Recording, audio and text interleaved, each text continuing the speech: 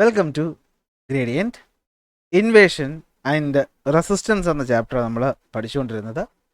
ഇന്നത്തേത് last ക്ലാസ്സാണ്. ഈ ഒരു ക്ലാസ്സോടുകൂടി നമ്മൾ ഈ ഒരു ചാപ്റ്റർ അങ്ങ് കംപ്ലീറ്റ് ചെയ്യാൻ പോവുകയാണ്. അപ്പോൾ ഇതിന് മുമ്പെയുള്ള ക്ലാസ്സുകളൊക്കെ നിങ്ങൾ കണ്ടിട്ടുണ്ടാവുമല്ലോ അല്ലേ? കണ്ടിട്ടില്ലെങ്കിൽ എന്ത് ചെയ്താൽ മതി? പ്ലേലിസ്റ്റ് ലിങ്ക് ഡിസ്ക്രിപ്ഷനിലുണ്ട്. അതുപോലെ നോട്ട് കിട്ടാൻ വേണ്ടിയിട്ട് നിങ്ങൾ എന്ത് ചെയ്താൽ മതി? ടെലഗ്രാമിൽ ജോയിൻ ചെയ്താൽ മതി. ടെലഗ്രാം ചാനൽ ലിങ്കും ഡിസ്ക്രിപ്ഷനിലുണ്ട്. അപ്പോൾ ആ ചാനൽ ജോയിൻ ചെയ്തിട്ട് എന്ത് ചെയ്യാം? ഫയൽസിൻ്റെ സെക്ഷനിൽ പോയാൽ ഈ ചാപ്റ്ററിൻ്റെ കംപ്ലീറ്റ് നോട്ട് അവിടെ കിട്ടും. ചിലപ്പോൾ ഇന്ന് അപ്ലോഡ് ആവുകയാണെങ്കിൽ ചിലപ്പോൾ നാളെ ആയിരിക്കും നോട്ട് വരുന്നത്. ഒരു ദിവസത്തെ ഒരു ഗ്യാപ്പ് ഉണ്ടാവും, കാരണം ഇത് കംപ്ലീറ്റ് ചെയ്ത് അപ്ലോഡ് ചെയ്യാൻ എടുക്കുന്ന സമയമാണ്. തുടങ്ങാമല്ലോ. നമ്മൾ കഴിഞ്ഞ ക്ലാസ് എന്താ പറഞ്ഞു നിർത്തിയത്? ബ്രിട്ടീഷിനെതിരെ ഒരുപാട് സ്ഥലങ്ങളിൽ പലതരം അപ്രൈസിങ്സ് ഉണ്ടായിരുന്നു അല്ലേ? നിങ്ങൾക്ക് ഓർമ്മയുണ്ടല്ലോ അല്ലേ? 1600-ലാണ് ബ്രിട്ടീഷ് ഈസ്റ്റ് ഇന്ത്യ കമ്പനി വരുന്നത്. അവരാദ്യം ഇവിടെ വരുന്നു, ഗുജറാത്തിൻ്റെ ഭാഗത്തേക്ക് വരുന്നുണ്ട്. അവരവിടെ കമ്പനിയും കാര്യങ്ങളൊക്കെ എസ്റ്റാബ്ലിഷ് ചെയ്യുന്നുണ്ട്. അതിനുശേഷം അവരവിടെ നിന്ന് നേരെ ഇങ്ങോട്ട് വരുന്നുണ്ട്, നേരെ ബംഗാളിലോട്ട് വരുന്നുണ്ട്. എന്നിട്ട് ആദ്യത്തെ ബാറ്റിൽ ഓഫ് പ്ലാസി, അത് കഴിഞ്ഞിട്ട് ബാറ്റിൽ ഓഫ് ബക്സാർ. അങ്ങനെ അവരെന്ത് ചെയ്യുന്നു? പതുക്കെ പതുക്കെ പതുക്കെ ഓരോ സ്ഥലങ്ങളിലായിട്ട് അധികാരം പിടിച്ചെടുക്കുന്നു. അവർ നികുതി നയങ്ങൾ കൊണ്ടുവരുന്നു. ആ നയങ്ങൾക്ക് ജനങ്ങൾക്കുമായിട്ട് ബുദ്ധിമുട്ടുണ്ടാകുന്നു. അപ്പോൾ അതിനെതിരെ പ്രക്ഷോഭങ്ങൾ ഉണ്ടാകുന്നു. നമുക്കറിയാം അല്ലേ എന്തൊക്കെയുണ്ട്? സന്യാസി ഫക്കീർ റെബലിയൻ 1770 നടന്നു. അതുപോലെ ഇൻഡിഗോ കലാപം നടന്നു 1859. സാന്താൾ കലാപം, മുണ്ടാൾ കലാപം, അതുപോലെ ആറ്റിങ്ങൽ കലാപമൊക്കെ എന്ത് ചെയ്യുന്നുണ്ട്? സമയാസമയം ഇങ്ങനെ നടന്നുകൊണ്ടിരിക്കുകയാണ്. അപ്പോൾ രാജ്യത്തിൻ്റെ പല സ്ഥലങ്ങളിലായിട്ട് ആൾക്കാർ ബ്രിട്ടീഷ് റൂളിനെ എതിർത്തു തുടങ്ങിയ സമയം. പക്ഷേ ഇതുവരെ നടന്നതൊക്കെ എന്തായിരുന്നു? ഓരോ പ്രദേശങ്ങളിൽ മാത്രമായിട്ട് നടന്ന കാര്യങ്ങളായിരുന്നു. രാജ്യം മൊത്തം, അതായത് അന്ന് ഇന്ത്യ രാജ്യം ഒന്നും ഒരു സംഭവമില്ല, ഓരോ നാട്ടുരാജ്യങ്ങളാണ്. എങ്കിലും നാട്ടുരാജ്യങ്ങളിലെ എല്ലാവരും ഒരുമിച്ചൊന്നും ബ്രിട്ടീഷുകാർ അന്ന് എതിർത്തിട്ടുണ്ടായിരുന്നില്ല. കാരണം ബ്രിട്ടീഷുകാരെന്ന് പറയുന്നത് നമുക്കിന്ന് നോക്കുമ്പോൾ അവർ ശത്രുക്കളായിട്ടൊക്കെ തോന്നുമായിരുന്നു, അല്ലെങ്കിൽ തോന്നുമെങ്കിലും അന്നത്തെ ഒരു അവസ്ഥ അതല്ലായിരുന്നു. നാട്ടുരാജാക്കന്മാർ നാട് ഭരിച്ചുകൊണ്ടിരിക്കുന്ന സമയത്ത് ഈ ബ്രിട്ടീഷുകാർ വന്നിട്ട് അവരെന്ത് ചെയ്യുന്നു? അവരുമായിട്ട് ട്രേഡിൽ ഏർപ്പെടുന്നു. അവരുമായിട്ട് എന്താണ്? ട്രേഡിൽ ഏർപ്പെടുന്നു. അപ്പോൾ രാജാവിന് അവരിഷ്ടമാണോ? ആണ്. അപ്പം രാജാവിനെ സംബന്ധിച്ച് ശത്രു ആരാണ്? തൊട്ടടുത്തുള്ള രാജാവാണ്, ആണോ അല്ലേ? പുറത്തുനിന്ന് വന്ന ഇംഗ്ലണ്ടുകാർ അവരുടെ മിത്രങ്ങളാണ്. അപ്പോൾ ഈ രാജാക്കന്മാർ ഇവരുമായിട്ട് എന്താണ്? ട്രേഡ് റിലേഷൻസും. പിന്നെ ഇവർ ഈ പട്ടാളത്തിനൊക്കെ കൊണ്ടുവന്നപ്പോൾ രാജാക്കന്മാർക്ക് അത് ഇഷ്ടപ്പെട്ട് പട്ടാളമായിട്ടുള്ള ഒരു അലയൻസ് ഒക്കെ ഇവർ എന്ത് ചെയ്യുന്നുണ്ട്? സ്ഥാപിക്കുന്നുണ്ട്. സോ സിമ്പിളായിട്ട് അടുത്തുള്ള ശത്രുവിനെ തുരത്താൻ വേണ്ടിയിട്ട്, തോൽപ്പിക്കാൻ വേണ്ടിയിട്ട് പുറത്തുനിന്ന് വന്ന ബ്രിട്ടീഷുകാരും മറ്റ് യൂറോപ്യന്മാരുമായിട്ടും ബ്രിട്ടീഷുകാരുമായിട്ട് കൂടുതൽ എന്ത് ചെയ്യുന്നു? ഓരോ നാട്ടുരാജ്യവും ആദ്യം എന്തുണ്ടാക്കും? അലയൻസ് ഉണ്ടാക്കും, സഖ്യം ഉണ്ടാക്കും. ഈ പറയുന്ന മണ്ടന്മാർക്ക് അറിയില്ല ഇംഗ്ലണ്ടുകാരുടെ ഉദ്ദേശം അല്ലെങ്കിൽ ബ്രിട്ടീഷുകാരുടെ ഉദ്ദേശം എന്താണ്? ഈ രാജ്യം മൊത്തം പിടിച്ചെടുക്കുക എന്നുള്ളതായിരുന്നില്ല. സോ ആദ്യം ട്രേഡ് നടത്തും, പിന്നെ അലയൻസ് ഉണ്ടാക്കും, എന്നിട്ട് ഈ ബ്രിട്ടീഷുകാരുടെ പട്ടാളത്തിന് മൊത്തം കൊണ്ടുവന്ന് നമ്മളെ രാജ്യത്തെ അങ്ങോട്ട് നിർത്തും. കുറച്ച് കഴിയുമ്പോൾ ബ്രിട്ടീഷുകാർ എന്ത് ചെയ്യും? രാജ്യകാര്യങ്ങൾ കയറി ഇടപെടും. അപ്പോൾ ഇഷ്ടപ്പെടുന്നില്ല എന്ന് പറഞ്ഞിട്ട് കാര്യമുണ്ടോ? ഇല്ല. അപ്പോഴത്തേക്ക് അവരുടെ പട്ടാളം മൊത്തം കവർ ചെയ്തിട്ടുണ്ടാകും. അങ്ങനെ ആ സ്ഥലം അവരുടെ കയ്യിലാവും. അല്ലെങ്കിൽ എന്ത് ചെയ്യണം? ബ്രിട്ടീഷുകാരും പറയുന്ന പോലെ അനുസരിച്ച് പോകണം. ഇതായിരുന്നു നാട്ടിൽ നടന്നുകൊണ്ടിരുന്ന പരിപാടി. അപ്പോൾ അതിനെതിരെ ആരും അങ്ങോട്ടും ഇങ്ങോട്ടും ഒന്നും വലിയ പ്രക്ഷോഭമൊന്നും ഉണ്ടാക്കില്ല. കാരണം ഈ രാജ്യത്തെ രാജാവിന് പണി കിട്ടുന്ന തൊട്ടിപ്പുറത്തുള്ള രാജാവിന് ഇഷ്ടമാണ്. നല്ലതാണ്. അടുത്ത് ഇവനായിട്ട് പണിയെടുക്കുമ്പോൾ അടുത്തുള്ളവന് ഇഷ്ടമാണ്. അപ്പോൾ തമ്മിൽ തമ്മിൽ തല്ലിക്കൊണ്ടിരുന്ന ഒരു ഗ്രൂപ്പായിരുന്നു അന്ന് ഇന്ത്യയിലുണ്ടായിരുന്നത്. അപ്പോൾ അതിൽ നിന്നൊക്കെ മാറിയിട്ട് സംഘടിച്ചുകൊണ്ട് ഇവരെ എതിർക്കാമെന്നൊരു തീരുമാനം കുറച്ച് കഴിയുമ്പോൾ ഇന്ത്യക്കാരെത്തും. സോ ആ സംഭവത്തെ പറ്റിയാണ് നമ്മൾ ഇന്ന് പഠിക്കാൻ പോകുന്നത്. ഫസ്റ്റ് സ്ട്രഗിൾ ഫോർ ഇൻഡിപെൻഡൻസ്, അല്ലെങ്കിൽ ഒന്നാം സ്വാതന്ത്ര്യ സമരമെന്ന് വേണമെങ്കിൽ പറയാം. സമരമെന്ന് നമുക്ക് പറയാൻ പറ്റത്തില്ലെങ്കിലും ഒരു സായുധ കലാപം ഇന്ത്യക്കാർ മൊത്തത്തിൽ എന്ത് ചെയ്യാൻ പോവുകയാണ്? ബ്രിട്ടീഷിനെതിരെ നടത്താൻ പോവുകയാണ്. ഇതാണ് നമ്മൾ പറയുന്നത് the storm that shook the British empire. അപ്പോൾ എന്താ സംഭവം? ഏതാണ് നടക്കുന്നത്? നമുക്ക് സ്റ്റെപ്പായിട്ട് നോക്കാം. സോ എന്താ ഇവിടെ പറയുന്നതെന്ന് വെച്ച് കഴിഞ്ഞാൽ, ഇതാണ് നമ്മുടെ നോട്ടെന്ന് പറയുന്നത്. നിങ്ങൾക്ക് എല്ലാവർക്കും ഇതിനു മുമ്പ് കണ്ടു കാണുമല്ലോ. ഇതാണ് നമ്മുടെ നോട്ടെന്ന് പറയുന്നത്. അപ്പോൾ നോക്കിക്കോ, തുടങ്ങാൻ പോവുകയാണ്. അപ്പോൾ ആദ്യമായിട്ട് 1857 ബ്രിട്ടീഷുകാർക്കെതിരെ നമ്മളൊരു റിവോൾട്ട് നടത്തുന്നത്. ഇതിനെയാണ് നമ്മൾ India's first struggle for independence, അല്ലെങ്കിൽ എന്താണ്, ശിപ്പായി ലഹള എന്നൊക്കെ പറഞ്ഞ് പഠിക്കുന്നത്. ഷിപ്പായി മ്യൂട്ടണി എന്നൊക്കെ പറഞ്ഞ് പഠിക്കുന്നത്. അപ്പോൾ അതിന് മുമ്പായിട്ട് നമുക്ക് ബ്രിട്ടീഷുകാർക്ക് എതിരെ ജനങ്ങൾ തിരിയാനുള്ള പ്രധാനപ്പെട്ട കാരണങ്ങൾ ഒന്ന് നികുതിയാണെന്ന് പറഞ്ഞു. ഇതിന് പുറമെ ഞാൻ പറഞ്ഞില്ലേ, നാട്ടുരാജാക്കന്മാർക്ക് ബ്രിട്ടീഷുകാരെ ഇഷ്ടമായിരുന്നു. അപ്പോൾ എങ്ങനെയാണ് ഇഷ്ടമുള്ളത്? ഈ ഇഷ്ടക്കേടായി മാറിയെന്ന് നമുക്ക് അറിയണ്ടേ? അപ്പോൾ ആദ്യം നമുക്ക് അതിനെ പറ്റിയിട്ടാണ് പഠിക്കാനുള്ളത്. ഇവിടെ ആദ്യം കൻവർ സിംഗിനെ പറ്റി പറയുന്നുണ്ടെങ്കിൽ, കൻവർ സിംഗ് ഒരു ലാൻഡ് ലോഡ്, ഒരു സമീന്ദാരായിരുന്നു. ബീഹാറിലെ ഒരു സമീന്ദാരായിരുന്നു, ലാൻഡ് ലോഡായിരുന്നു. അപ്പോൾ ഈ ലാൻഡ് ലോഡിൻ്റെ അധികാരം കുറച്ചുകൊണ്ട് ബ്രിട്ടീഷ് വന്നപ്പോൾ സംവിധാനം ഇഷ്ടപ്പെടുമോ? ഇല്ല, അയാൾ എന്ത് ചെയ്യും? എതിർക്കും. അങ്ങനെ കുറേ നാട്ടുരാജ്യങ്ങൾ, നമ്മൾ റാണി ചെന്നമ്മയെ പറ്റിയിട്ടൊക്കെ കഴിഞ്ഞ ക്ലാസ്സിൽ പഠിച്ചു. അപ്പോൾ ഞാൻ പറഞ്ഞിരുന്നു അല്ലേ, മോനെ ദത്തെടുക്കുന്നത് എതിർത്തുകൊണ്ടാണ് ബ്രിട്ടീഷുകാർക്കെതിരെ അവർ എന്ത് ചെയ്തത്? തിരിഞ്ഞത്. അതുപോലെ തമിഴ്നാട്ടിലെ കേസ് നമ്മൾ പറഞ്ഞു. അപ്പോൾ അതുപോലെ ഇവിടെ നടന്ന കാര്യത്തിൻ്റെ ഒരു ബേസാണ് നമ്മൾ ആദ്യം പറയാനായിട്ട് പോകുന്നത്. സോ എന്തായിരുന്നു ഈ പറയുന്ന റിവോൾട്ടിനുണ്ടായ റീസൺ? അപ്പോൾ അതിന് മുമ്പ് വേണമെങ്കിൽ ഈ ഒരു കഥ നിങ്ങൾ കേട്ടോ. ഇത് കൻവർ സിംഗിനെ പറ്റിയിട്ടാണ് പറയുന്നത്. കൻവർ സിംഗ് എന്ന് പറയുന്നത് ബീഹാർ എന്നുള്ള ഒരാളായിരുന്നു. അദ്ദേഹം എന്ത് ചെയ്യുന്നു? ഈ 1857 റിവോൾട്ടിൽ ബ്രിട്ടീഷിനെതിരെ എന്ത് ചെയ്യുന്നു? യുദ്ധം ചെയ്യുന്നു. അദ്ദേഹം ഭയങ്കര ബ്രേവാണ് കേട്ടോ. സംഭവം എന്താണെന്ന് വെച്ച് കഴിഞ്ഞാൽ, ഒരു ബോട്ടിൽ ഗംഗാ നദി ക്രോസ് ചെയ്യുന്ന സമയത്തിനിടയിലുള്ള കയ്യിൽ വെടി കിട്ടുകയും ആ കൈ പുള്ളി തന്നെ സ്വന്തമായിട്ട് മുറിച്ച് കളയൊക്കെ ചെയ്തു എന്നാണ് പറയുന്നത്. അപ്പോൾ എന്മാതിരി മനുഷ്യനായിരിക്കണമെന്ന് ആലോചിക്കണം. അപ്പോൾ അങ്ങനെ ഉള്ളൊരു മനുഷ്യനായിരുന്നു കൻവർ സിംഗ് എന്ന് പറയുന്നു. Okay, he was A Brave leader in the boat. Battle injury സംഭവിച്ചു എന്ത് പറ്റുന്നു? ഗംഗാ മദറിന് എന്ത് ചെയ്യുന്നു? ആമൊക്കെ കട്ട് ചെയ്ത് കൊടുക്കുന്ന സംഭവമൊക്കെ നടക്കുന്നത്. ശരി, നമുക്കതിലോട്ട് വരുന്നതിന് മുമ്പ് ആദ്യം എന്തിനാണ് ബ്രിട്ടീഷുകാരും ഇന്ത്യക്കാരിലെ ലാൻഡ് ലോഡ്സും ഒക്കെ ആയിട്ട് ഈ പറയുന്ന രാജാക്കന്മാരായിട്ട് ഉടക്കുണ്ടായെന്ന് നോക്കാം. ഒന്ന്, ബ്രിട്ടീഷിൻ്റെ ഇമ്പീരിയലിസം അവർക്ക് ആർക്കും ഇഷ്ടപ്പെട്ടിരുന്നില്ല. ബ്രിട്ടീഷിൻ്റെ ഇമ്പീരിയലിസം, അവർ ഈ കൊളോണിയൽ റൂളൊന്നും ഇഷ്ടപ്പെട്ടില്ല. അവർ പട്ടാളമൊക്കെ വേണമെങ്കിലും നിങ്ങൾ വന്ന് ഞങ്ങൾ സഹായിച്ചിട്ട് അങ്ങ് പൊക്കോളണം, നമ്മുടെ കാര്യത്തിൽ കയറി ഇടപെടാൻ പാടില്ല. അതായിരുന്നു ഇവിടുത്തെ നാട്ടുരാജാക്കന്മാരുടെയും ജനങ്ങളുടെയൊക്കെ ഒരു നയം. ജനങ്ങൾക്ക് പിടിക്കാത്തത് നികുതി പ്രശ്നം കൊണ്ട്, അത് നമ്മൾ കഴിഞ്ഞ ക്ലാസ്സിൽ പഠിച്ചു അല്ലേ. ഈ പറയുന്ന ടാക്സ് കളക്ഷനാണ് ജനങ്ങളെ എതിർത്തുകൊണ്ടിരുന്നത്. അപ്പോൾ ഈ ലാൻഡ് ലോഡ്സിനെ എതിർത്ത് എന്തുകൊണ്ടെന്നാണ് നമ്മൾ നോക്കാനായിട്ട് പോകുന്നത്. രണ്ട് പ്രധാനപ്പെട്ട റൂളാണ് ഉള്ളത്. ഒന്ന് സബ്സിഡറി അലയൻസും മറ്റൊന്ന് ഡോക്ടറിൻ ഓഫ് ലാപ്സും. ഇത് രണ്ടും അത്ര നല്ല കാര്യങ്ങളായിരുന്നില്ല. എന്താണ് സബ്സിഡറി അലയൻസ്? ഞാൻ പറഞ്ഞല്ലോ, ഇവിടെയുള്ള നാട്ടുരാജ്യം തൊട്ടടുത്തുള്ള നാട്ടുരാജ്യത്തിനിട്ട് പണി കൊടുക്കാൻ വേണ്ടിയിട്ട് എന്ത് ചെയ്യും? ബ്രിട്ടീഷുകാർ വേണം. സോ ബ്രിട്ടീഷുകാർ നൈസായിട്ട് വന്ന് ഈ നാട്ടിൽ ആദ്യം ട്രേഡ് നടത്തിക്കൊണ്ടിരിക്കുക തന്നെ അവർ നോക്കി ഇത് ആരൊക്കെ തമ്മിലാണ് പ്രശ്നം. അപ്പോൾ ഈ ചെന്നായകൾ എന്ന് പറയുന്ന സംഭവം പോലല്ലോ, മുട്ടനാടുകൾ കൂട്ടിയിടിക്കുമ്പോൾ അതിനിടയിൽ പിരികേറ്റി ചോര കൊടുക്കുന്ന ചെന്നായ, അതായിരുന്നു ബ്രിട്ടീഷുകാരെന്ന് പറയും. അപ്പോൾ ശത്രുക്കളായിട്ടുള്ള രണ്ട് നാട്ടുരാജ്യങ്ങൾ ഒരു രാജ്യത്തിന് അപ്രോച്ച് ചെയ്തിട്ട് പറയും, ഞങ്ങൾ എന്ത് ചെയ്യും? ഞങ്ങളെ സൂപ്പർ പട്ടാളക്കാരുണ്ട്, ഈ പട്ടാളക്കാർ നിങ്ങൾക്ക് അങ്ങോട്ട് തരാം. ഞങ്ങൾ പറയുന്ന കുറച്ച് കണ്ടീഷൻസ് നിങ്ങൾ അംഗീകരിച്ചാൽ മതി, നമുക്ക് എന്ത് ചെയ്യാം? എന്നിട്ട് അപ്പുറത്തെ രാജ്യത്തിന് പോയി പിടിച്ചെടുക്കാമെന്ന് പറയും. അപ്പോൾ രാജാവ് ചാടിക്കയറി പറയും, ആ ഓടിവാ എന്ന് പറഞ്ഞാൽ എന്ത് ചെയ്യും? അങ്ങോട്ട് വരും. അങ്ങനെ ഒരു അലയൻസ് ഉണ്ടാക്കും. അതിൻ്റെ പേരാണ് സബ്സിഡറി അലയൻസ് എന്ന് പറയുന്നത്. ഇതെന്ന് പറയുന്നത് സബ്സിഡറി അലയൻസ്. ഇത് കൊണ്ടുവരുന്നത് ലോർഡ് വെല്ലസ്ലിയാണ്. ആരാണ്? Lord Wellesley. അവിടുത്തെ ഗവർണർ ജനറലാണ് ലോർഡ് വെല്ലസ്ലി. ഇത് വർഷമൊക്കെ കൊണ്ട് നമുക്ക് വർഷം പഠിക്കേണ്ടതുകൊണ്ട് ഞാൻ പറയുന്നില്ല. ഗവർണർ ജനറൽ ലോർഡ് വെല്ലസ്ലി കൊണ്ടുവന്നൊരു ഒരു നയമാണ് സബ്സിഡറി അലയൻസ് എന്ന് പറയുന്നത്. അപ്പോൾ ബ്രിട്ടീഷ് സാമ്രാജ്യം ഇന്ത്യയിൽ വളർത്തണം, അതാണ് നമ്മുടെ ഉദ്ദേശം. അപ്പോൾ അതിന് ഡയറക്റ്റായിട്ട് യുദ്ധത്തിനൊക്കെ നിന്ന് കഴിഞ്ഞാൽ താങ്ങത്തില്ല. കാരണം കപ്പൽ വന്ന് പട്ടാളക്കാരെ ഇവിടെ ഉള്ളൂ. അപ്പോൾ എന്ത് വേണം? നമുക്ക് ഈ നാട്ടിലുള്ള ഒരു സപ്പോർട്ട് വേണമെന്ന് വെച്ചിട്ട് അവർ എന്ത് ചെയ്യാൻ തുടങ്ങി? നാട്ടുരാജ്യങ്ങളെ അപ്രോച്ച് ചെയ്യാനായിട്ട് തുടങ്ങി. ഞാൻ നേരത്തെ പറഞ്ഞതുപോലെ. ഇനി അങ്ങനെ ബ്രിട്ടീഷുകാർ ഇവിടെ വന്ന് അവരെ ഹെൽപ്പ് ചെയ്യണമെങ്കിൽ അവർ കുറച്ച് കണ്ടീഷൻസ് അംഗീകരിക്കണം. എന്തൊക്കെയാണ് കണ്ടീഷൻസ്? ആദ്യകാലത്ത് ഇതൊന്നും ഇല്ലായിരുന്നേ. പിന്നെ കുറച്ച് കഴിഞ്ഞപ്പോഴേ കണ്ടീഷൻസ് ഒക്കെ ഇറക്കി തുടങ്ങി. എന്തായിരുന്നു? ഈ രാജ്യത്തിനകത്ത്, അതായത് നാട്ടുരാജ്യത്തിനകത്ത് ബ്രിട്ടീഷുകാരുടെ ഒരു ആർമി യൂണിറ്റിനെ ഇവിടെ നിർത്തണം. എന്നിട്ട് അതിൻ്റെ ചിലവ് മൊത്തം ആ രാജാവ് എന്ത് ചെയ്യണം? വഹിക്കണം. ശരി, ആയിക്കോട്ടെ. മാത്രമല്ല ഇവർ മറ്റു യൂറോപ്യന്മാരുമായിട്ട് എന്തെങ്കിലും സന്ധി ഉണ്ടാക്കണമെങ്കിൽ അതൊക്കെ ഈ പരിസരത്ത് ചോദിച്ചിട്ട് ആയിരിക്കണം. അതായത് ഗവർണർ ജനറലിൻ്റെ പെർമിഷൻ ഇല്ലാതെ ഒന്നും ചെയ്യാൻ പറ്റത്തില്ല. ഇനി ഇവരിതൊക്കെ ചെയ്യുന്നുണ്ടോ എന്നറിയാൻ വേണ്ടി ഒരു ബ്രിട്ടീഷ് റെസിഡൻറ്റിന് ആ രാജ്യത്ത് നിങ്ങൾ താമസിപ്പിക്കുകയും വേണം. ഓക്കെ, ഇനി ഇതിലെന്തെങ്കിലും നിങ്ങൾ തെറ്റിച്ചാൽ ഈ രാജ്യം ഞങ്ങൾ എന്ത് ചെയ്യും? പിടിച്ചടക്കും. അപ്പോൾ ആദ്യം നൈസായിട്ട് ട്രേഡിന് വന്നു, പിന്നെ പറഞ്ഞു ഞങ്ങൾ സഹായിക്കാൻ പട്ടാളക്കാരെ തരാമെന്ന് പറഞ്ഞു. പട്ടാളക്കാരകത്ത് കയറ്റി. പട്ടാളക്കാരൊക്കെ നിന്ന് കഴിഞ്ഞപ്പോഴത്തേക്ക് എന്ത് കൊണ്ടുവന്നു? സബ്സിഡറി അലയൻസ് എന്ന പോളിസി കൊണ്ടുവരുന്നു. പോളിസി പ്രകാരം എന്തേ ഉള്ളു വഴി? പട്ടാളക്കാരെ അവിടെ നിർത്തണം, ശരി. പട്ടാളത്തിന് ചിലവ് കൊടുക്കണം, ശരി. രാജാവ് എന്ത് തീരുമാനം എടുക്കണമെങ്കിലും ബ്രിട്ടീഷിൻ്റെ അടുത്ത് ചോദിക്കണം, ശരി. ഇനി അതുണ്ടോ ഇല്ലെന്നറിയാം. റെസിഡൻറ്റിനെ അവിടെ നിർത്തണം, എന്തെങ്കിലും തെറ്റിച്ചാൽ പിടിച്ചടക്കും. എന്ന് വെച്ചാൽ ബ്രിട്ടീഷിൻ്റെ കയ്യിൽ ഒരു പാവയായിട്ട് രാജാവ് ഇരിക്കണം. ഭരിക്കുന്ന മൊത്തം ആരായിരിക്കും? ബ്രിട്ടീഷായിരിക്കും.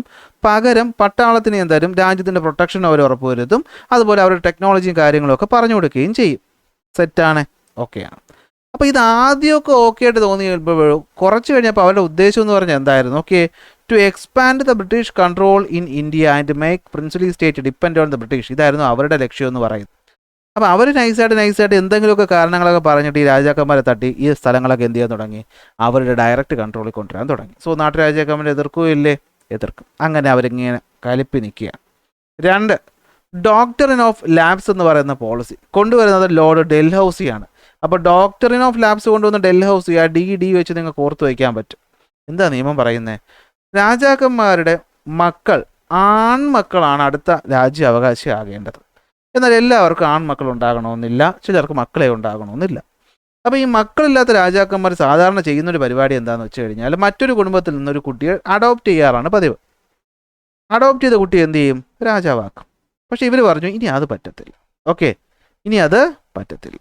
അഡോപ്റ്റ് ചെയ്യലൊന്നുമില്ല, സ്വന്തം കുട്ടി ഉണ്ടെങ്കിൽ രാജാവാക്കിയാൽ മതി, അല്ലെങ്കിൽ എന്ത് പറ്റും? ആ സ്ഥലം ഇനി തൊട്ട് ആരുടെ കയ്യിലിരിക്കും? ബ്രിട്ടീഷുകാരുടെ കയ്യിലിരിക്കും. ഈ നിയമം എന്ന് പറഞ്ഞപ്പോഴത്തേക്കും കുറേ സ്ഥലങ്ങൾ, കുറേ നാട്ടുരാജ്യങ്ങൾ എന്ത് ചെയ്യാൻ തുടങ്ങി? നൈസായിട്ട് ഇവരുടെ കയ്യിലോട്ട് വരാൻ തുടങ്ങി. അപ്പോൾ അവിടുത്തെ മറ്റ് സ്ത്രീകളായിട്ടുള്ള മക്കളുണ്ടാകാം, രാജ്ഞി ഉണ്ടാകാം, ദത്തെടുത്ത കുട്ടി ഉണ്ടാവാം, അവർക്കൊക്കെ ഇഷ്ടപ്പെടുമോ? ഇല്ല. അപ്പോൾ അവരൊക്കെ ഇവർക്കിട്ട് കൊട്ടാനായിട്ട് ഇങ്ങനെ കാത്തിരിക്കുകയായിരുന്നു. അപ്പോൾ ഒരു അവസരം, തുടക്കമാണ് ആവശ്യം.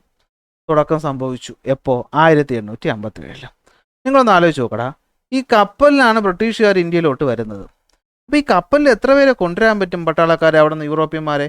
ഇവന്മാർ ഇത്രയും പേരെ അണിനിരത്തി കഴിഞ്ഞാൽ ഇന്ത്യ പോലത്തെ ഒരു വലിയ രാജ്യം പിടിച്ചെടുക്കാൻ പറ്റുമോ? ഇല്ല. അപ്പോൾ ഇവിടെ ആര് വേണം? ഇന്ത്യയിൽ നിന്ന് സപ്പോർട്ട് വേണം. വേണോ വേണ്ടേ? അതായത് ബ്രിട്ടീഷ് പട്ടാളം എന്ന് പറഞ്ഞാൽ അതിനകത്ത് ആര് മാത്രമല്ല ഉള്ളത്? ബ്രിട്ടീഷുകാർ മാത്രമല്ല ഉള്ളത്. ആരുമുണ്ട്? ഇന്ത്യക്കാരും ഉണ്ട്. അപ്പോൾ നിങ്ങൾ ചോദിക്കും ബ്രിട്ടീഷ് പട്ടാളത്തിൽ എങ്ങനെ ഇന്ത്യക്കാർ വരുന്നത്? അതെ, വരും. ഞാൻ പറഞ്ഞല്ലോ ആദ്യമേ, ബ്രിട്ടീഷുകാർ നമുക്ക് പ്രഥമ ദൃഷ്ടിയ ശത്രുക്കളെന്ന് തോന്നുമെങ്കിലും അവർ അന്നത്തെ കാലത്ത് എല്ലാവരുടെയും ശത്രു ആയിരുന്നില്ല. അതായത് ഞാൻ ഈ എ എന്ന് പറയുന്ന രാജ്യം ഭരിക്കുന്ന രാജാവാണ്, എനിക്ക് ബി എന്ന് പറയുന്ന രാജ്യത്തിലുള്ളവന് പണി കൊടുക്കണം. അപ്പോൾ എൻ്റെ ബ്രിട്ടീഷുകാരെ സഹായിക്കാമെന്ന് പറഞ്ഞു. അപ്പോൾ എൻ്റെ പട്ടാളക്കാരൻ ഞാൻ അവരെ കൂടെ കയറ്റി ട്രെയിനിങ് കൊടുത്ത് അവരെ പട്ടാളമാക്കി മാറ്റിയാൽ അത് വെച്ച് എനിക്ക് ഇങ്ങോട്ട് അടിച്ചുകൂടെ? അടിക്കാം.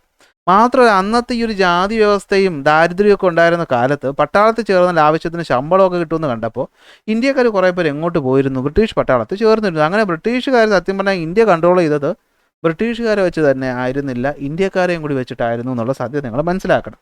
അപ്പോൾ അങ്ങനെ ബ്രിട്ടീഷ് പട്ടാളം ഇവിടെ ഉണ്ട്. തുടങ്ങുകയാണ് പ്രശ്നം. എവിടെയാണ്? അങ്ങ് ഉത്തർപ്രദേശിലെ മീററ്റിലാണ് പ്രശ്നം തുടങ്ങുന്നത്. എന്താ സംഭവം? ഇങ്ങനെ നമുക്കറിയാം 1757 അല്ലേ, 1757 ബാറ്റിൽ ഓഫ് പ്ലാസി നടക്കുന്നത്.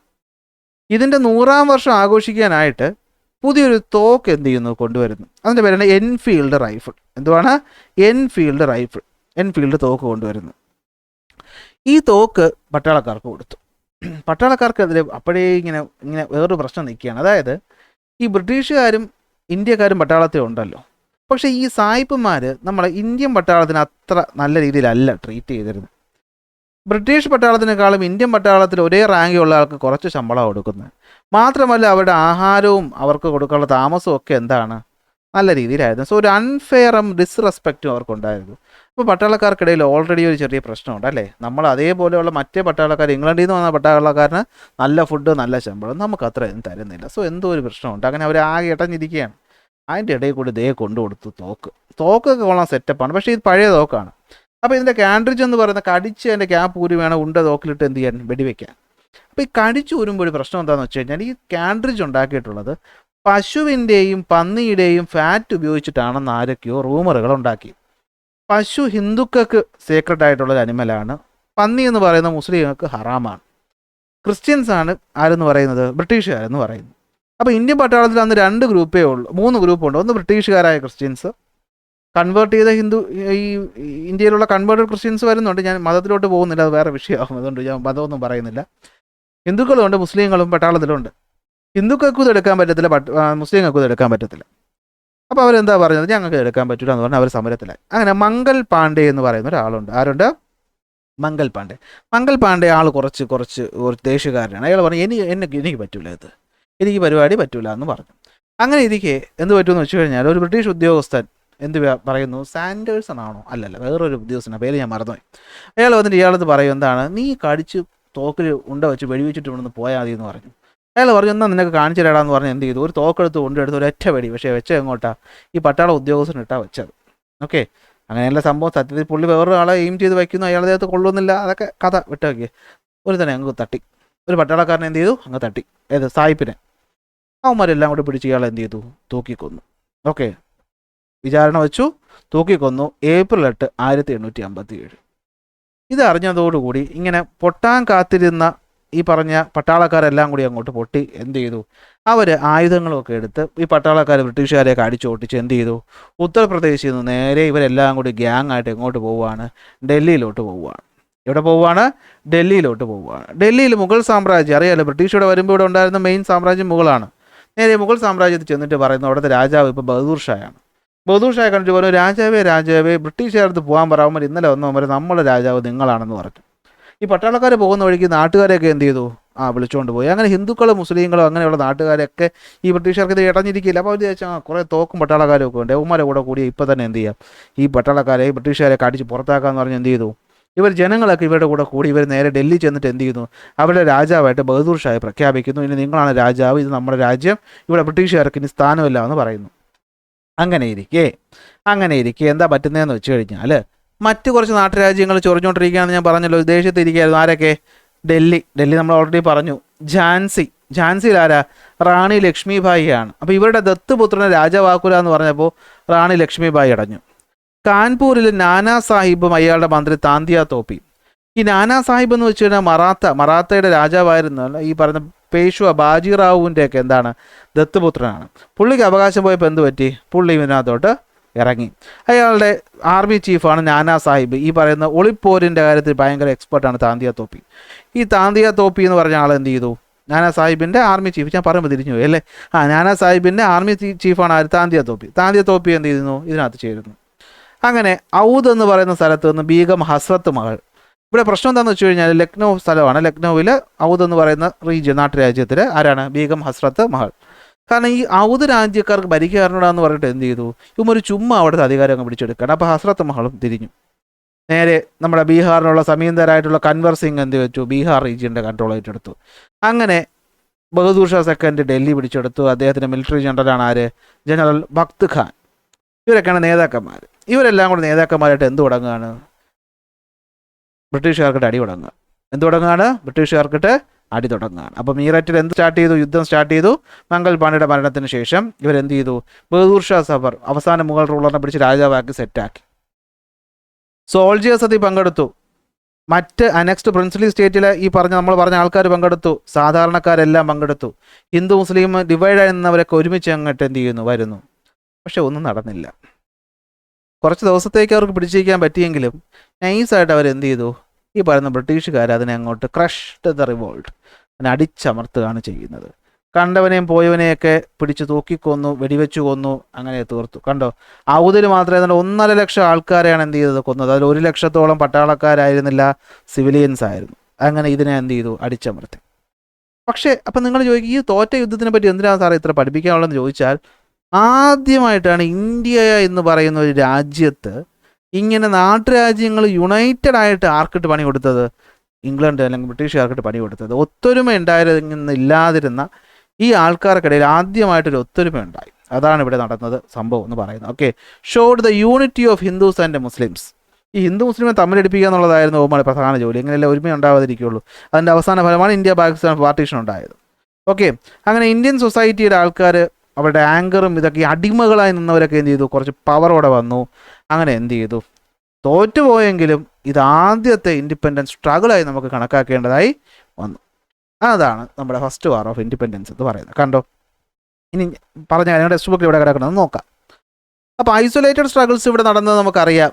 നമ്മൾ പഠിച്ചു, സന്യാസി ഫക്കീറും ഓരോന്നും പഠിച്ചു. അപ്പോൾ അതിൽ നിന്ന് മാറിയിട്ട് എന്ത് ചെയ്യാണ്? 1857 ആദ്യമായിട്ട് നമ്മളൊരു ഓർഗനൈസ്ഡ് സ്ട്രഗിൾ നടത്തുകയാണ്. ആർക്കെതിരെ? ബ്രിട്ടീഷിനെതിരെ. ഓക്കെ, ഇതിനാണ് നമ്മൾ എന്ത് വിളിക്കുന്നത്? India's first struggle for independence എന്ന് വിളിക്കുന്നത്. അപ്പോൾ അതിനൊക്കെ മുമ്പേ എന്തുകൊണ്ടാണ് ഈ പറയുന്ന പ്രശ്നങ്ങൾ ഉണ്ടായതെന്ന് നോക്കിക്കഴിഞ്ഞാൽ അത് ബ്രിട്ടീഷിൻ്റെ അഡ്മിനിസ്ട്രേറ്റീവ് റിഫോംസ് കാരണമാണ്. ഏതൊക്കെ നിയമം? Subsidiary alliance. എന്താ പറയുന്നത്? ലോർഡ് വെല്ലസ്ലി കൊണ്ടുവന്നു. എന്താ സംഭവം? എക്സ്പാൻഷൻ ഓഫ് ബ്രിട്ടീഷ് എംപയർ ആയിരുന്നു ഉദ്ദേശം എന്ന് പറയുന്നത്. ഇതനുസരിച്ച് ഈ പറയുന്ന മിലിറ്ററി അലയൻസ് നേടുന്ന നാട്ടുരാജ്യങ്ങൾ കുറച്ച് നിയമങ്ങൾ ഫോളോ ചെയ്യണം. എന്തൊക്കെയായിരുന്നു? 1, ഒരു യൂണിറ്റിനെ അവർ രാജ്യത്തിനകത്ത് നിർത്തണം. 2, ട്രൂപ്പിൻ്റെ എക്സ്പെൻസുകൾ രാജാവ് എന്ത് ചെയ്യണം? നോക്കണം. 3, മറ്റ് യൂറോപ്യൻ രാജ്യങ്ങളുമായി അലയൻസ് ഉണ്ടാക്കണമെങ്കിൽ ഇവരുടെ അടുത്ത് ചോദിച്ചിട്ട് വേണം. എന്ത് കാര്യം തീരുമാനിക്കുന്നതിന് മുമ്പ് ഗവർണർ ജനറലിൻ്റെ അനുമതി വേണം. അതുപോലെ തന്നെ എന്താണ്? റെസിഡൻറ്റിനെ ഇവിടെ താമസിപ്പിക്കണം. എന്തെങ്കിലും വയലേറ്റ് ചെയ്താൽ രാജ്യം കയ്യിൽ നിന്ന് പോകും. നെക്സ്റ്റ്, ഡോക്ടറിൻ ഓഫ് ലാബ്സ് എന്ന് പറയുന്ന നിയമം. എന്താണ്? മെയിൽ ഹെയർ എന്ന് വെച്ചാൽ പുരുഷൻ, ആൺകുട്ടി ഉണ്ടാവണം. അവർക്ക് എന്ത് ചെയ്യുള്ളൂ? അധികാരം കൊടുക്കുകയുള്ളൂ. സോ ഈ അഡോപ്റ്റ് ചെയ്യുന്ന പരിപാടി അവരെന്ത് ചെയ്തു? അങ്ങോട്ട് നിർത്തി. ആരാണ് നിർത്തിയത്? ഡൽഹൌസിയാണ് ഇത് കൊണ്ടുവരുന്നത്. ഇനി ഞാൻ പറഞ്ഞു ഔദിൻ്റെ അവസ്ഥ. മിസ്റൂൾ എന്ന് പറഞ്ഞൊരു നിയമം വെച്ചിട്ട് ഔദിനെ എന്ത് ചെയ്യുന്നു? ഇവർ പിടിച്ചെടുക്കുന്നു. സോ ഈ നാട്ടുരാജ്യത്തുള്ളവരെല്ലാം എതിർക്കുകയാണ്. ഡൽഹിയിൽ ബഹദൂർ ഷാ സെക്കൻഡ് ഒരു പണിയില്ലാതെ ഇങ്ങനെ ഇരിക്കുകയാണ്. നമ്മുടെ ആരാണ്? നാനാ സാഹിബ് ഓക്കെ. നാനാ സാഹിബ് ആരാണ്? പേഷ്വ ബാജിറാവുവിൻ്റെ മകനാണ്. അയാൾക്ക് അധികാരം പോയി, ദത്തുപുത്രനായതുകൊണ്ട്. റാണി ലക്ഷ്മിബായിയുടെ മോൻ, അവൻ അധികാരം കിട്ടുന്നില്ല. സോ അവർക്ക് വന്നു പ്രശ്നം. അങ്ങനെ ഓരോരുത്തരായിട്ട് പ്രശ്നങ്ങൾ ഉണ്ടായിക്കൊണ്ടിരിക്കുകയായിരുന്നു. അപ്പോൾ അതിനിടയിൽ തുടക്കം വേണം, തീപ്പൊരി വേണം. അതാണ് 1857 റിവോൾട്ട് എന്ന് പറയുന്നത്. എന്തായിരിക്കണം? ബ്രിട്ടീഷുകാരെ പോലെ ക്യാപ്പബിൾ ആയിരുന്നെങ്കിൽ അവർക്ക് ശമ്പളം കുറവായിരുന്നു, ഫുഡ് കുറവായിരുന്നു, അക്കോമഡേഷൻ മോശമായിരുന്നു. പോരാത്തതിന് എൻഫീൽഡ് തോക്കുകൾ കൊടുത്തപ്പോൾ അതിനകത്ത് പശുവിൻ്റെ പന്നിയുടെ നെയ്യുണ്ടെന്ന് പറഞ്ഞു. അത് കാരണം മംഗൾ പാണ്ഡെ ഇടഞ്ഞു. മംഗൾ പാണ്ഡെ ഒരാളെ തട്ടിയതിൻ്റെ പേര് മംഗൾ പാണ്ഡെ എന്ത് ചെയ്തു? 8 ഏപ്രിൽ 57 തൂക്കിക്കൊല്ലുകയാണ്. സോ മൊത്തം പ്രശ്നമായല്ലോ. അങ്ങനെ നിൽക്കുകയാണ്. അങ്ങനെ മീററ്റ് ഉത്തർപ്രദേശിലെ പട്ടാളക്കാരെല്ലാം എന്ത് ചെയ്യാണ്? യുദ്ധത്തിലോട്ട് ഇറങ്ങുകയാണ്. അവർ ബഹദൂർ ഷാ സെക്കൻഡിനെ കണ്ടിട്ട് എന്ത് പറഞ്ഞു? നിങ്ങളാണ് proclaimed the Mughal ruler Bahadur Shah second emperor of India. പറയാണ് നിങ്ങളാണ് രാജാവ്, മറ്റ് രാജാക്കന്മാരൊന്നും ഇനി ഇല്ല എന്ന് പറഞ്ഞ് രാജാവാക്കുന്നു. അങ്ങനെ സ്റ്റാർട്ട് ചെയ്യുന്നു. കുറച്ച് ദിവസങ്ങൾ അവർക്ക് പിടിച്ചു നിൽക്കാൻ പറ്റുന്നു. പക്ഷേ എന്ത് പറ്റി? നടന്നില്ല. ബ്രിട്ടീഷുകാർക്ക് അത്ര സ്ട്രോങ് ആയിരുന്നു. മാത്രമല്ല ലിമിറ്റേഷൻ നമ്മളിപ്പോൾ പറയും. അങ്ങനെ പറഞ്ഞു 1 ലക്ഷത്തോളം ആൾക്കാർ മരിച്ച കാര്യമൊക്കെ പറഞ്ഞു. പക്ഷേ ഗുണം എന്തായിരുന്നു? തോറ്റുപോയെങ്കിലും നമ്മൾ ആദ്യമായി യൂണിറ്റ് കാണിച്ചത് ഇവിടെയാണ്. സോ അതാണ് ഇവിടുത്തെ ഇമ്പോർട്ടൻ്റ് പോയിന്റ് എന്ന് പറയുന്നത്. പ്രധാനപ്പെട്ട സ്ഥലവും അവിടെ നേതാക്കന്മാർ നോക്കണം. ഡൽഹിയിൽ ബഹദൂർ ഷാ സെക്കൻഡും ഭക്ത് ഖാനും ബി എന്ന് ഓർത്ത് വെച്ചാൽ മതി. ആരായിരുന്നു എന്നൊക്കെ അറിയാമല്ലോ. അപ്പോൾ യുദ്ധം തോറ്റു കഴിഞ്ഞപ്പോഴത്തേക്ക് ഇയാളെ മ്യാൻമാറിലെ റംഗൂണിലോട്ട് എന്ത് ചെയ്തു? നാട് കടത്തി. ബഹദൂർ ഷാ സെക്കൻഡ് കൊന്നില്ല, നാട് കടത്തുകയാണ് ചെയ്തത്. ഭക്ത് ഖാനൊക്കെ എന്ത് പറ്റി? മിലിറ്ററി ജനറൽ ആയിരുന്നു, അദ്ദേഹത്തിനൊക്കെ വധിക്കുകയാണ് ചെയ്യുന്നത്. ഝാൻസിയിലെ റാണി ലക്ഷ്മിബായി ആയിരുന്നു, ഝാൻസിയുടെ റൂളറായിരുന്നു. വേറെ ഇമ്പോർട്ടൻറ്റ് ഫീച്ചർ വേറൊന്നും പറയാനില്ല. കാൺപൂരിൽ നാനാ സാഹിബും താന്തിയ തോപ്പിയും. നാനാ സാഹിബ് മറാത്ത റൂളറായിരുന്നു, ദത്തുപുത്രനാണ്. അങ്ങനെയാണ് പോകുന്നത്. നാനാ സാഹിബിൻ്റെ army ചീഫായിരുന്നു Tantia Tope, guerrilla വാർഫെയറിൽ expert. ലക്നൌവിൽ ബീഗം ഹസ്രത്ത് മഹൽ നമ്മൾ പറഞ്ഞു ഔദിൻ്റെ റൂളറായിരുന്നു. ബീഹാറിൽ കൻവർ സിംഗ് ആണ്, ജഗദീഷ്പൂരിലെ ലാൻഡ് ലോർഡായിരുന്നു. ഇതാണ് സംഭവം എന്ന് പറയുന്നത്. അപ്പോൾ നിങ്ങൾ പറയും എന്തുകൊണ്ടാണ് തോറ്റത്? അല്ലെ, ഇത്രയും പേര് ഒരുമിച്ച് നിന്നെങ്കിൽ എന്തൊക്കെയായിരുന്നു നമ്മുടെ ലിമിറ്റേഷൻസ് എന്ന് പറയുന്നത്? എന്തുകൊണ്ടാണ് നമ്മൾ യുദ്ധം തോറ്റത്? അപ്പോൾ തോറ്റ ലിമിറ്റേഷൻസ് നോക്കുകയാണെങ്കിൽ, ഒന്ന്, നോർത്ത് ഇന്ത്യയിൽ മാത്രമാണ് അത് നടന്നത്. സൗത്ത് ഇന്ത്യക്കാരൊന്നും അതിനെപ്പറ്റി അറിഞ്ഞിട്ട് പോലുമില്ല. അതായത് സൗത്ത് ഇന്ത്യക്കാരിലും കുറേ പ്രശ്നക്കാരൊക്കെ ഉണ്ടായിരുന്നു. നമ്മൾ കഴിഞ്ഞ ക്ലാസ്സിൽ പഠിച്ചു തമിഴ്നാട്ടിലെ കാര്യമൊക്കെ. പക്ഷേ എങ്കിലും അവരിതൊന്നും അറിഞ്ഞിട്ടില്ല. അന്നത്തെ വാർത്തയും സോഷ്യൽ മീഡിയ ഒന്നും ഇല്ലല്ലോ. സൗത്ത് ഇന്ത്യക്കാർ ആരും ഇത് പാർട്ടിസിപ്പേറ്റ് ചെയ്തില്ല. സോ ബ്രിട്ടീഷുകാർക്ക് സൗത്ത് ഇന്ത്യയിലും ആർമിയുണ്ട്. ആ ആർമിയൊക്കെ മൊബിലൈസ് ചെയ്ത് ഇവിടെ കൊണ്ടുവന്ന് സുഖമായിട്ട് അവർക്ക് എന്ത് ചെയ്യാൻ പറ്റി? അടിച്ചമർത്താൻ പറ്റി. ലാക്ക് ഓഫ് ലീഡർഷിപ്പ്, അല്ലേ? നല്ലൊരു ലീഡറൊന്നും ഇവിടെ ഇല്ലായിരുന്നു. ജനങ്ങൾ വന്നിട്ട് പിടിച്ചാക്കിയതാണ് ബഹദൂർ ഷാ സെക്കൻഡിന്. അല്ലാതെ അയാളൊന്നും അത്ര സൂപ്പർ ലീഡറൊന്നും ആയിരുന്നില്ല. നല്ല ലീഡർ ഇല്ലെങ്കിൽ കാര്യങ്ങൾ നടക്കത്തില്ല. ബ്രിട്ടീഷ് മിലിറ്ററി സുപ്പീരിയോറിറ്റി അറിയാമല്ലോ. അവർ ടെക്നോളജിയിൽ കില്ലാടികളാണ്. സോ അവരെ തോക്കും സെറ്റപ്പും അവർക്ക് നല്ലൊരു ആർമിയൊക്കെ ഉണ്ട്. നമുക്ക് ജനങ്ങൾ കൂടുമ്പോൾ ആർമിക്ക് അറിയാമല്ലോ, ഒരു തോക്ക് വെടിപൊട്ടുമ്പോഴത്തേക്കും ആദ്യമൊക്കെ കുറച്ച് ധൈര്യം പിടിച്ച് നിൽക്കുമെങ്കിലും 2 വീഴുന്ന കാണുമ്പോൾ 3ാമത്തവൻ ഓടും. അങ്ങനെ പണി കിട്ടി. മിഡിൽ ക്ലാസ് അബ്സ്റ്റൻഷൻ, അതായത് middle class did not support the revolt. പ്രശ്നം കണ്ടോ? അതായത് മിഡിൽ ക്ലാസ്സുകാർ, രാജാവും അല്ല, തൊഴിലാളി കർഷകരും അല്ല, ഇതിനിടയിൽ വരുന്ന ആൾക്കാരുണ്ടോ, ട്രേഡേഴ്സും മറ്റേ ആൾക്കാർ, അവർക്ക് ബ്രിട്ടീഷുകാരെ കൊണ്ട് വലിയ ശല്യമൊന്നും ഇല്ലായിരുന്നുകൊണ്ട് തന്നെ അവരിതിനകത്ത് സപ്പോർട്ടൊന്നും ചെയ്തില്ല. അപ്പോൾ ആൾക്കാരില്ലല്ലോ. ചില പ്രിൻസിലി സ്റ്റേറ്റുകൾ എന്ത് ചെയ്തു? ഇതിനകത്ത് സമരത്തിൽ ചേർന്നതുമില്ല. കാരണം അവർക്ക് പ്രശ്നമില്ലായിരുന്നു. കണ്ടല്ലോ, ഞാൻ പറഞ്ഞു യൂണിറ്റി എന്ന് കുറവാണ്. ആ യൂണിറ്റി ഇല്ലായ്മയാണ് മിഡിൽ ക്ലാസ്സുകാർ ഇറങ്ങാത്തത്, മറ്റ് പ്രിൻസിലി സ്റ്റേറ്റ് സപ്പോർട്ട് ചെയ്യാത്തത്, സൗത്ത് ഇന്ത്യൻ സപ്പോർട്ട് കിട്ടാത്തത്. ഈ ലിമിറ്റേഷൻസ് ഒക്കെ ഉള്ളതുകൊണ്ട് എന്ത് പറ്റി? പൊളിയുകയാണ് ചെയ്തത്. ഇനി എന്താ ഇവിടെ ഉണ്ടായതുകൊണ്ടുള്ള ഗുണം? ബ്രിട്ടീഷ് ഈസ്റ്റ് ഇന്ത്യ കമ്പനി, ഇത് വലിയ വിഷയമായി കേട്ടോ. ഇത് കഴിഞ്ഞപ്പോൾ രാജ്ഞി പറഞ്ഞു, ഇംഗ്ലണ്ടിലെ രാജ്ഞി പറഞ്ഞു, മതി. ഇനി ഇങ്ങനെ ഈസ്റ്റ് ഇന്ത്യ കമ്പനി ഒന്നും ഇവിടെ ഭരിക്കേണ്ട, നേരെ ആര് ഭരിക്കും? ഇംഗ്ലണ്ട് രാജ്യം, അവിടുത്തെ രാജ്യം ഡയറക്റ്റായിട്ട് എന്ത് ചെയ്യാൻ തുടങ്ങി? ഇന്ത്യ ഭരിക്കാൻ തുടങ്ങി. അതായത് ഗവർണർ ജനറൽ എന്ന് പറയുന്ന പദവിയൊക്കെ മറ്റ് വൈസ്രോയി ഒക്കെ വരികയാണ് അതിനുശേഷം. അങ്ങനെ 1858 ഗവൺമെൻറ് ഓഫ് ഇന്ത്യ ആക്ട് എന്ന് പറയുന്ന നിയമം കൊണ്ടുവരികയും, അങ്ങനെ നമ്മൾ പറഞ്ഞല്ലോ അതുവരെ ഈസ്റ്റ് ഇന്ത്യ കമ്പനിയാണ് എന്ത് ചെയ്തത്? ഭരിച്ചുകൊണ്ടിരുന്നത്. അത് മാറി ഇംഗ്ലണ്ടിലെ രാജ്ഞി ഡയറക്റ്റായിട്ട് ഇന്ത്യ എന്ത് ചെയ്യാൻ തുടങ്ങി? ഭരിക്കാൻ തുടങ്ങി. ഇതാണ് ഇതിൽ ഏറ്റവും വലിയ ഇമ്പാക്റ്റ് എന്ന് പറയുന്നത്. കാരണം രാജ്ഞി ഭരിച്ചു തുടങ്ങിയപ്പോൾ കുറച്ചുകൂടി ഇന്ത്യക്കാർക്ക് വേണ്ടി കുറേ നല്ല കാര്യങ്ങളൊക്കെ ചെയ്തു തുടങ്ങുന്നത് ഇതിനു ശേഷമാണ്. അത് ശ്രദ്ധിച്ച് നമ്മൾ മനസ്സിലാക്കണം. Okay, British crown takes over. India came under the direct rule of the British Queen. ഞാൻ പറഞ്ഞു, പുതിയ അഡ്മിനിസ്ട്രേറ്റീവ് പോസ്റ്റ് വന്നു. ഗവർണർ ജനറൽ മാറിയിട്ട് ആര് വന്നു? വൈസ്രോയി വന്നു. ഓക്കെ, പക്ഷേ ജനങ്ങൾക്കിടയിൽ ആദ്യത്തെ ഒരു യൂണിറ്റി കിട്ടിയത് കൊണ്ട് തന്നെ പിന്നീടും പല സമരങ്ങളും നടത്താനുള്ള ഒരു തുടക്കമായി. അല്ലേ, നമ്മളേത് സിനിമയിൽ പറഞ്ഞ പോലെ ഇന്നത്തെ ഒരു നോ ചിലപ്പോൾ സിമ്പിളായിട്ട് പോകും, പക്ഷേ നാളെ പലർക്കും യെസ് പറയാനുള്ളൊരു മോട്ടിവേഷനാണ് ഇവർ കൊടുത്തത്. അങ്ങനെ എന്ത് പറ്റി? അങ്ങനെ പുതിയ മൂവ്മെൻറ്റുകൾ ഇവിടെ നടന്നു. ഇതോടുകൂടി നമ്മുടെ ഈ ഒരു ചാപ്റ്റർ എന്ത് ചെയ്യുകയാണ്? അവസാനിക്കുകയാണ് ചെയ്യുന്നത്. ഓക്കെ, തീർന്നു. രസമല്ലേ? നല്ല രസമുള്ള കഥയല്ലേ? രസമുള്ള കഥയിൽ ഇന്ത്യ നടന്ന കാര്യമാണ്. അങ്ങനെ തുടങ്ങിയ സ്ട്രഗിളിൻ്റെ അവസാനമാണ് നമുക്ക് എന്ത് കിട്ടുന്നത്? നമ്മൾ ഒരു ഇൻഡിപെൻഡൻറ്റ് രാജ്യമായിട്ട് കുറേ വർഷങ്ങൾക്ക് ശേഷം മാറുന്നത്. സോ ഇത്രയേ ഉള്ളൂ നമ്മുടെ ഈ ഒരു ക്ലാസ് എന്ന് പറയുന്നത്. സോ ക്ലാസ്സിൽ ഇഷ്ടപ്പെട്ടാൽ ലൈക്ക് ചെയ്യുക, ഷെയർ ചെയ്യുക, സബ്സ്ക്രൈബ് ചെയ്യുക. അടുത്ത ക്ലാസ്സിൽ അടുത്ത ടോപ്പിക്കുമായിട്ട് കാണാം.